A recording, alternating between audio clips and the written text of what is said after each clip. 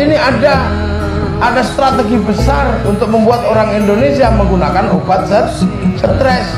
Dunia sekarang dilanda stres berat, tapi orang Indonesia tidak ada yang stres, cukup HAI setiap hari. Kenapa? Karena orang Indonesia punya obat stres yang paling alami di muka bumi. Apa itu? Menghisap nikotin secara langsung. Karena orang Indonesia masih merokok, maka nggak gampang stres. Sebab rokok atau tembakau sesungguhnya pada awal ditemukan adalah untuk obat jantung dan paru-paru.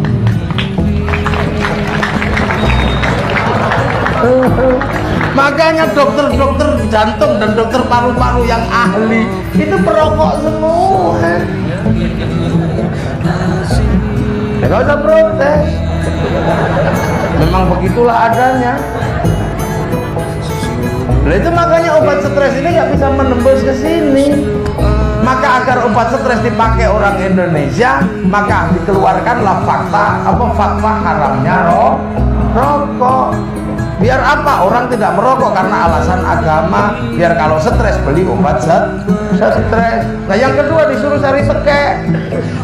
Makanya ada cerita tekek sekintal berharga 1 miliar. Itu bukan apa-apa. Cerita tekek gedenya nggak bisa ada. Tapi tekek kecil-kecil semuanya diambil. Untuk apa? Nanti diambil sel inti yang anti nikotin. Tekek adalah binatang yang paling anti dengan nikotinnya tembakau. Coba ada tekek kamu kasih bako, jatuh ya. Makanya serum dari tekek itu nanti akan diinjeksikan ke anak-anak kecil. Setelah orang kena injeksi itu, dia otomatis anti tembakau. Nah, kalau sudah kena anti tembakau, maka anak-anak itu tidak lagi ramah dengan tembakau. Kalau kemudian pusing bikin obat stres. Tapi untung masih ada santri tahu agenda ini, maka tidak ikut mengharamkan rokok. Tetap bertahan. Kalau ada orang rokok ditanya kenapa kamu ngerokok?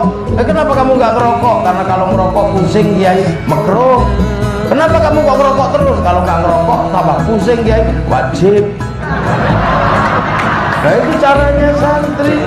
Dan santri tidak terjebak kepada sebuah sistem baru pengharaman rokok. Karena pengharaman rokok itu adalah fatwa yang paling tidak bertanggung jawab.